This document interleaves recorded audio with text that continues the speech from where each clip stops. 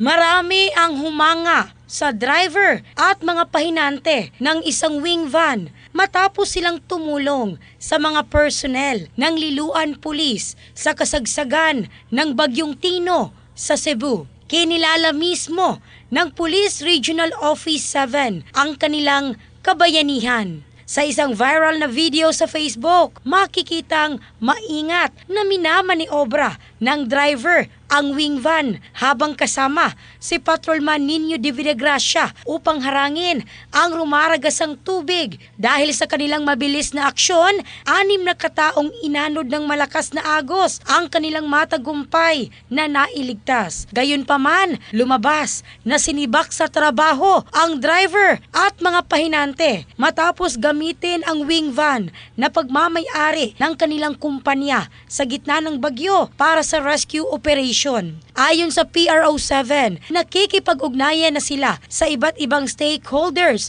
upang matulungan ang grupo at mabigyan sila ng panibagong oportunidad matapos ang insidente. In the heart of changing lives, ako si Michelle Craste ng Brigada News Philippines, the Music and News Authority.